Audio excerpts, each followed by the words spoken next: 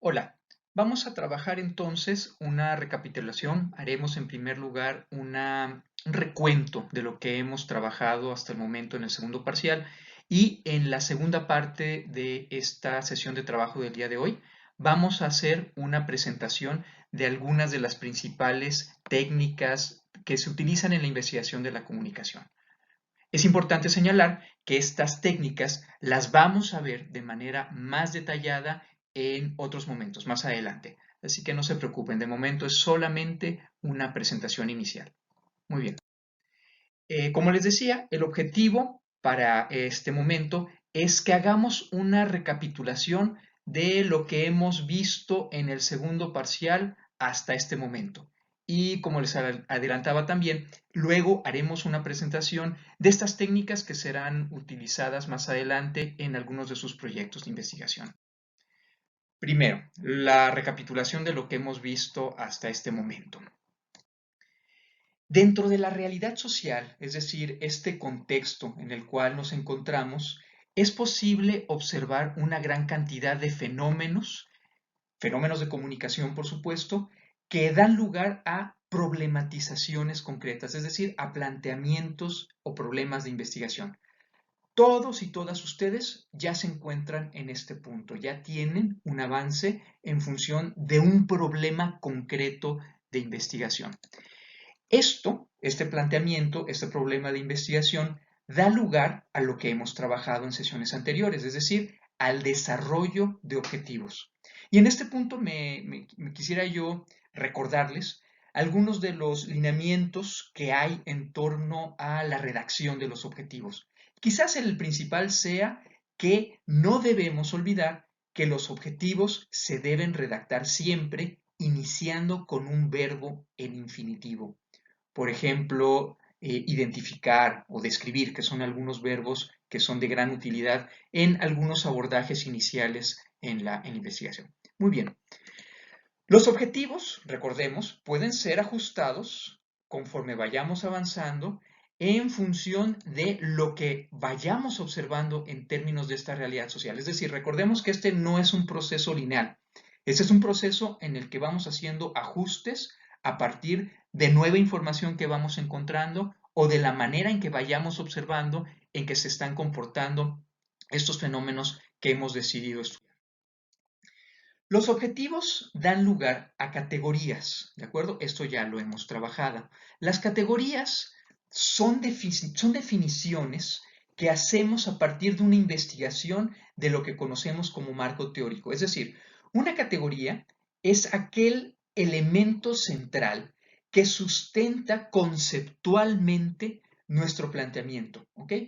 No siempre nuestras categorías están enunciadas de manera clara y explícita en nuestros objetivos, pero casi siempre lo están. Entonces, es frecuente que de los objetivos pasemos a la identificación de nuestras categorías. En términos del estado del arte, que recordemos, es esta revisión que hacemos sobre trabajos empíricos, lo que nosotros encontramos son variables. ¿De acuerdo? Estas variables son características particulares del fenómeno social que estamos investigando, cuyos valores pueden cambiar y que están presentes en las definiciones conceptuales de nuestras categorías. ¿De acuerdo? Entonces, la relación entre objetivos, categorías y variables es esta. Y lo repito, haré una breve recapitulación en esto. De los objetivos, identificamos nuestras categorías, que son, insisto, estas unidades conceptuales. Conceptual quiere decir que las voy a definir, voy a buscar cómo otros autores han definido esto. Esto, cuando hago esta búsqueda de estas definiciones, me permite la construcción del marco teórico. Por otro lado, se encuentra el estado del arte. El estado del arte es la revisión de los trabajos previos que de alguna manera se acercan a lo que yo estoy planteando. Esto da lugar a una identificación de mis variables, que repito, son estos aspectos concretos que componen mi fenómeno y que tienen valores que pueden modificarse, que pueden ir cambiando. El conjunto de variables da lugar entonces a mis categorías. Entonces, ¿de dónde salen las variables? generalmente de la revisión del marco teórico y del estado del arte. Muy bien. Estas variables pueden ser de varios tipos. Las nominales, ordinales, de intervalo y de razón, de acuerdo a sus valores. Estos valores que ya hemos trabajado en algunos ejemplos en clase tienen que ver con cómo se comportan las maneras en las cuales pueden expresarse estos componentes de la realidad social. Recordemos que las nominales tienen que ver con aspectos cualitativos, igual que las ordinales, solo que las nominales no tienen una jerarquía, no tienen un orden.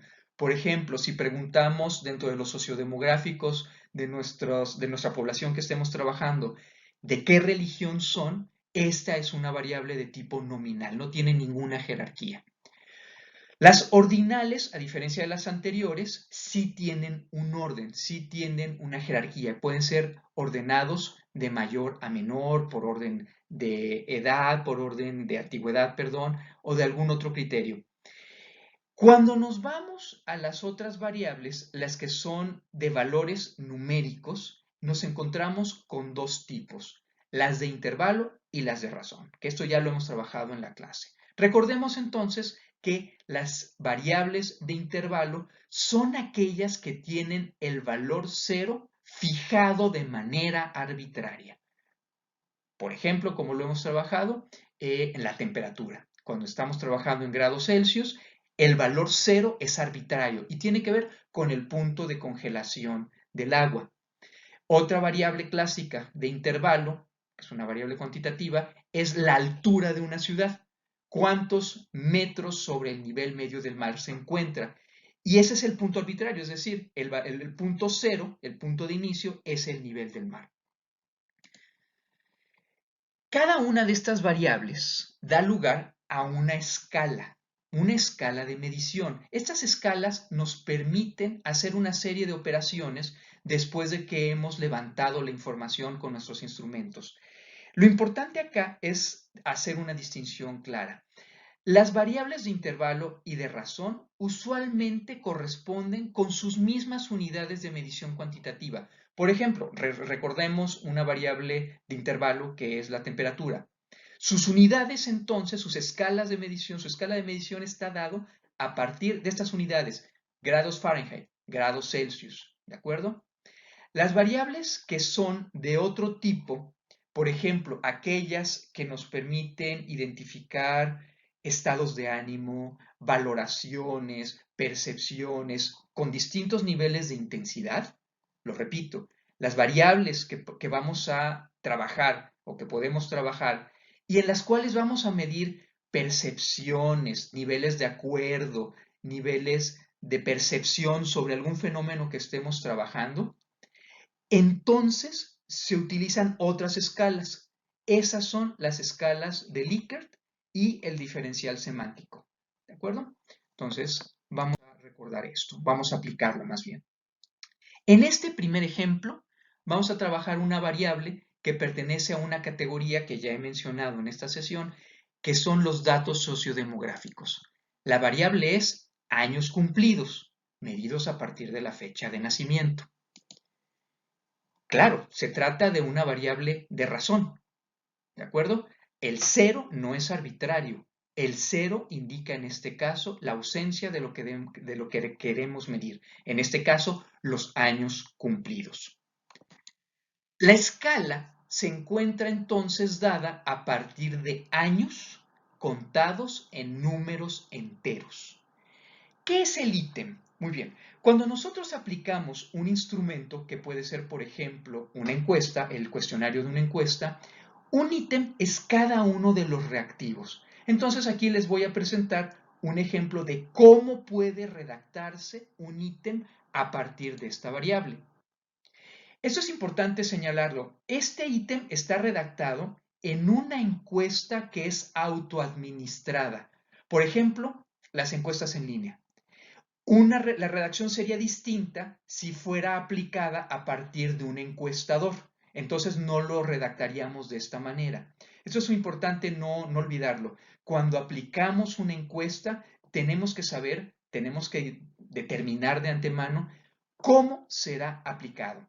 Si será por una autoaplicación, que puede ser en línea o puede ser una encuesta en papel que nos den, pero nadie nos lee los ítems, o el otro caso es cuando hay un encuestador y nosotros contestamos de manera verbal o indicando a lo que el encuestador verbalmente nos está diciendo, ¿de acuerdo? Entonces, repito, en este caso, este ítem está redactado para una encuesta que es autoadministrada. Muy bien.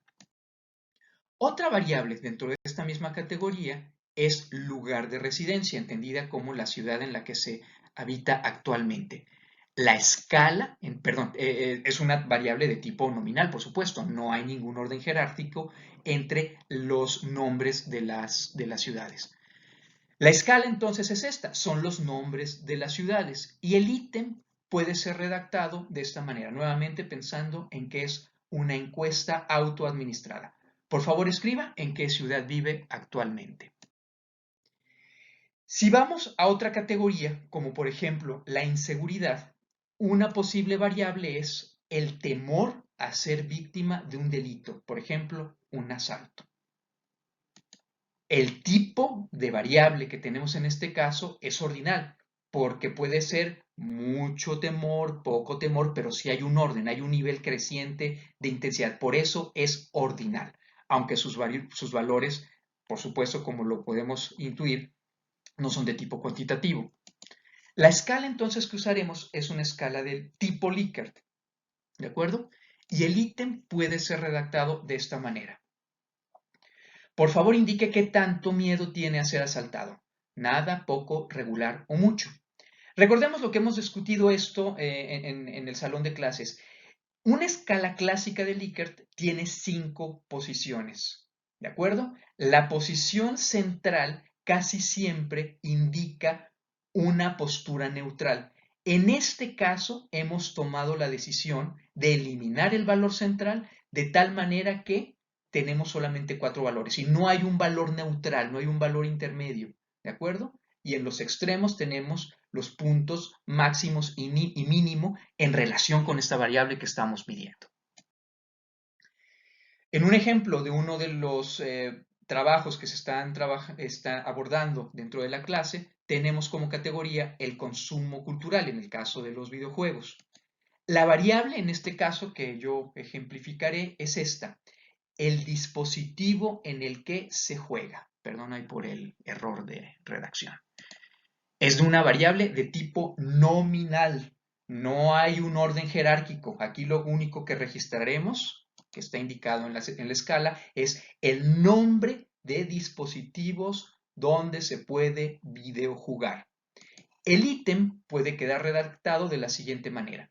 Por favor, selecciona todos los dispositivos en los que juegues habitualmente, si es que es eso lo que queremos medir.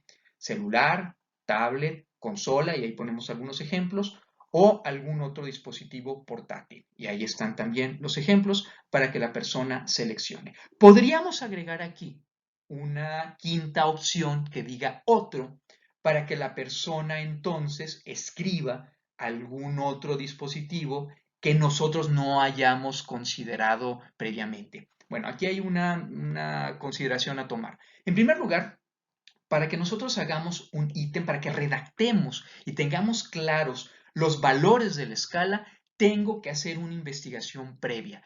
Tengo que verificar cuántas posibilidades distintas existen para que alguien pueda videojugar. Y entonces, a la luz de esta investigación previa que yo haga, me encontraré que se puede jugar por celular, por tablet, por consola, por portátiles. Y probablemente hasta ahí lo deje yo. En el momento en que hagamos nosotros la aplicación de esta encuesta, hay dos momentos. El primero es una encuesta preliminar, lo que se conoce como una prueba piloto. ¿De acuerdo? Y en la prueba piloto yo puedo dejar abierto entonces este quinto campo para registrar otras opciones que las personas que contesten la encuesta me puedan señalar y que posiblemente no haya yo alcanzado a verificar durante la observación previa, durante la investigación previa. Luego regreso hago una revisión del ítem, veo lo que la gente que contestó la prueba piloto puso en esta opción y si hay algo que efectivamente sea distinto y que yo no haya considerado, entonces lo agrego a mis opciones del ítem. Si es algo que está repitiendo lo mismo que ya está, entonces simplemente lo ignoro. Y en la aplicación definitiva lo que hago es volverlo a cerrar, no dejar abierta la opción de otro, esta quinta opción de otro, que podría estar acá abajo, porque esto lo que contribuye es a que luego sea más complicada la codificación de la encuesta. ¿De acuerdo? Muy bien. Por favor, esto es muy importante. Esto es, a muy grandes rasgos y dicho de manera sumamente sintética, lo que hemos revisado hasta este punto. Si tienes alguna duda, te voy a pedir lo siguiente. Número 1, por favor, revisa las lecturas que hemos hecho hasta este momento. Número 2, revisa lo que hemos subido al blog. En el blog hago siempre un pequeño comentario que sintetiza lo más importante visto en la clase. Número 3, revisa también, por favor, las presentaciones que están en el blog. Si después de haber hecho esta revisión, si después de haber vuelto a hacer la lectura, de revisar el blog y de revisar también estas sesiones, todavía tienes alguna duda, por favor, en este momento ve al grupo de la clase en Facebook y exprésalo. No te quedes con la duda. Tenemos que partir todos de un conocimiento común. Por favor, muchas gracias por tu colaboración y por expresar libremente y con confianza tus dudas y tus inquietudes. Muy bien. Ahora pasaremos al segundo momento, lo que tiene que ver con la presentación de este panorama general sobre las técnicas de investigación en comunicación que son aplicadas con más frecuencia.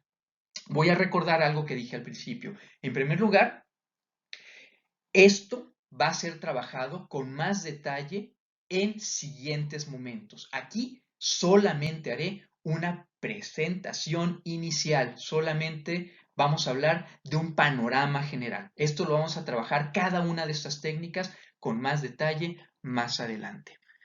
Y en segundo lugar, algo que es importante decir es que las técnicas que veremos a continuación no son todas, son solamente algunas de las más frecuentemente utilizadas en la investigación en comunicación. Hay muchísimas otras técnicas que nos permiten levantar información, levantar datos para validar nuestras hipótesis y alcanzar nuestros objetivos que no alcanzaremos a ver por varias razones. Una, porque con mucha frecuencia tienen que ver con el abordaje desde otras perspectivas, casi siempre desde la mercadotecnia, desde la investigación de mercados, ¿de acuerdo? En una clase que llevarán algunos de ustedes más adelante, que es precisamente esto, mercadotecnia e investigación de mercados, ahí las van a ver de manera más detallada, ¿ok? Entonces aquí vamos a ir solamente algunas de las más frecuentemente usadas, ¿de acuerdo? Tenemos, como ya lo he mencionado anteriormente en la clase, dos grandes grupos. Por un lado, las técnicas cuantitativas y por el otro, las cualitativas. Empezaremos por estas, las cuantitativas. La primera, la encuesta. La encuesta es un ejercicio que se hace a partir de la selección de una cantidad de personas a quienes les aplicamos un instrumento. Entonces, la encuesta implica una serie de momentos. El primero es a quién se lo voy a aplicar. Es decir, cuál es la muestra de mi población sobre la que aplicaré este ejercicio. Esto de la muestra y de la población lo trabajaremos con más detalle en la siguiente sesión. Entonces, ahorita no se preocupen por esto. Cómo se construye una muestra, de qué manera se determina el tamaño de la muestra, no se preocupen, eso lo trabajaremos más adelante. En este momento es simplemente que quede claro que la encuesta es este ejercicio en el que determino una población determinada o una parte de ella y le aplico entonces un instrumento. Bueno, dentro de la encuesta, entonces, se encuentra también el diseño mismo del instrumento, que nos implica también un trabajo considerable. También lo trabajaremos más adelante en esta misma unidad que tiene que ver con las técnicas cuantitativas. La segunda técnica, a diferencia de la anterior, no se refiere a un trabajo que hagamos con personas. Si en la encuesta lo que hacemos es trabajar con personas, con una población determinada, con algún grupo.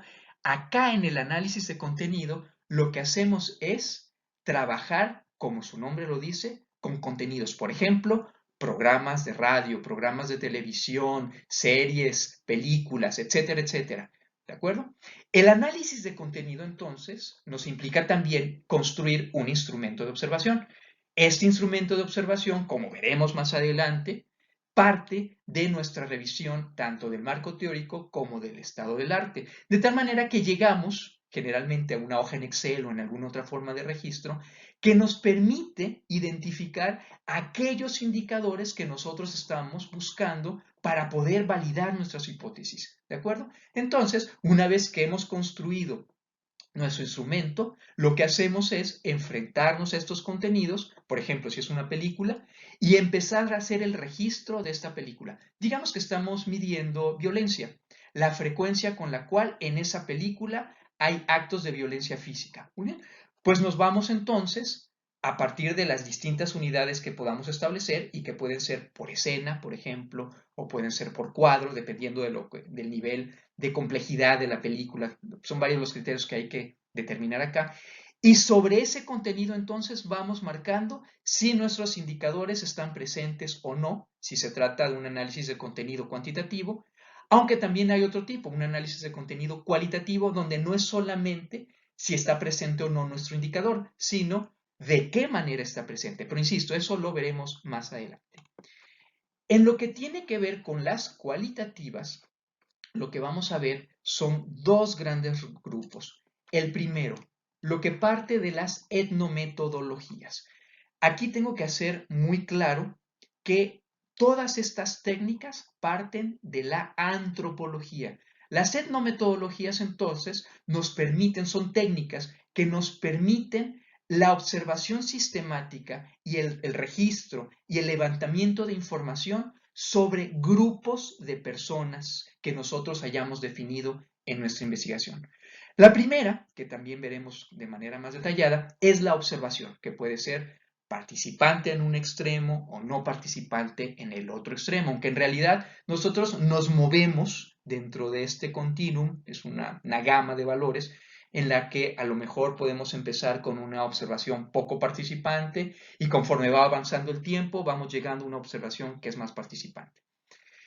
Derivado de la observación, o más bien como un segundo momento después de la observación, solemos aplicar una técnica que nos permite contrastar lo que hemos observado desde nuestra perspectiva con lo que significa eso para las personas que estamos trabajando a través de una entrevista. Una entrevista se parece mucho a lo que conocemos habitualmente en el campo del periodismo.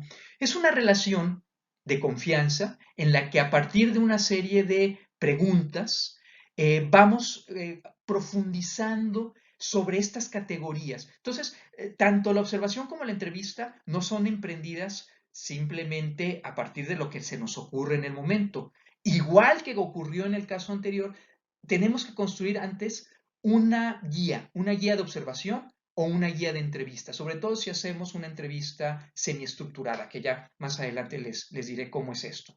¿De acuerdo? Entonces, dentro de la entrevista, nosotros establecemos una serie de preguntas o guía de preguntas y a partir de un establecimiento de una relación de confianza en un entorno de seguridad, recordemos también todo lo que hemos visto en términos de la ética, donde el sujeto puede negarse a participar, puede suspender en el momento que lo desee esta entrevista. Nosotros, insisto, vamos haciendo el levantamiento de la información que vamos necesitando.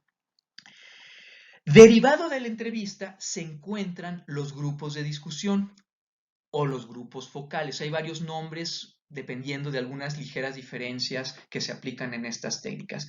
Estos grupos de discusión son básicamente a partir de entre 5 y 10 personas, donde hacemos una sesión, donde establecemos también a partir de un instrumento un objetivo. Y un objetivo que parte de el acuerdo entre ellos. Entonces, en los grupos de discusiones, en los grupos focales, lo que nosotros registramos es una serie de percepciones, pero no la percepción de cada uno de ellos, sino el acuerdo que se logra a partir de esta discusión que se tiene al interior de este ejercicio que se va aplicando.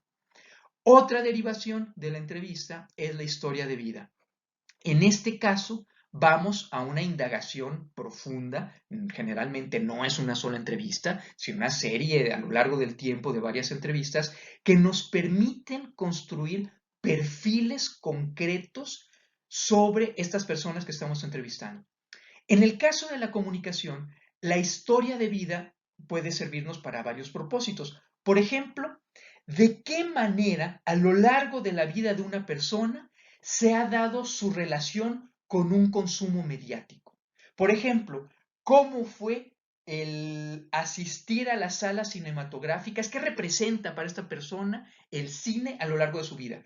Y podemos indagar sobre cómo ha sido cuando era niño, sus recuerdos a partir de las primeras veces, hasta donde tenga memoria, en las que iba al cine, cuando iba con su familia, etcétera, etcétera, cómo fue durante su adolescencia, qué cambios hubo en los consumos de las salas cinematográficas cuando empezó a ir con sus grupos de amigos y no con sus papás o no con otros familiares, y luego cuando se establecen relaciones de pareja, más adelante si estamos trabajando, por ejemplo, con adultos, adultos mayores, cómo fue cuando ellos tuvieron sus propios hijos, qué significó para ellos entonces ir al cine y cuando sus hijos se van, de qué manera, si es que tienen todavía una relación de pareja, cómo entonces se reacomoda, se resignifica el ritual de ir al cine. Entonces, vamos, la historia de vida nos permite recoger de manera, con tanta precisión como sea posible, estas evoluciones, el punto concreto es este, la evolución que ha tenido algún punto relacionado con la comunicación, como por ejemplo, como ya lo dije, en términos de consumos mediáticos, en la vida de una persona. Esto es claramente, en un proyecto de investigación, podemos hacer pocas aplicaciones de historia de vida. Es decir, podemos trabajar tal vez con 3 personas, 5, quizás 10 si estamos en un doctorado, pero no más de eso, porque se vuelve realmente un trabajo bastante amplio. Más adelante, en cada una de estas técnicas iremos trabajando sobre cómo es entonces que se hace el registro, la preparación previa y luego las técnicas también de recolección y de análisis y de sistematización de los datos que estamos levantando. Lo siguiente que vamos a presentar, que ojalá nos dé tiempo de abordar, esto dependerá de cómo evolucione la coyuntura que estamos viviendo actualmente, es el análisis crítico del discurso. Esta técnica no parte de la antropología, esta parte de la lingüística y tiene que ver con la identificación de las relaciones de poder que se establecen en las expresiones que usan, por ejemplo, los gobernantes o alguna persona que tenga una posición de poder. Es una técnica de gran utilidad, pero insisto, ojalá nos dé tiempo de verlo en función del tiempo que nos quede en la clase al término del semestre, una vez que haya terminado esta contingencia. Pues muy bien, básicamente era lo que yo quería compartir con ustedes en la sesión del día de hoy. Y repito, lo que tiene que ver con la primera parte, lo que tiene que ver con el recordatorio que hemos hecho, la recapitulación que hemos hecho de lo que ya hemos trabajado, por favor no se queden con dudas. Les repito, recordemos esto, vayamos nuevamente al blog, hagamos nuevamente las lecturas si hay alguna duda, veamos esta síntesis que yo les pongo en cada una de las sesiones. Vayan por favor a sus notas, consulten las presentaciones que estén ahí. Y si después de hacer todo esto hay dudas, por favor, con toda confianza en el grupo. Muchísimas gracias y por favor sigan al pendiente del grupo de Facebook para futuros contenidos. Muchas gracias.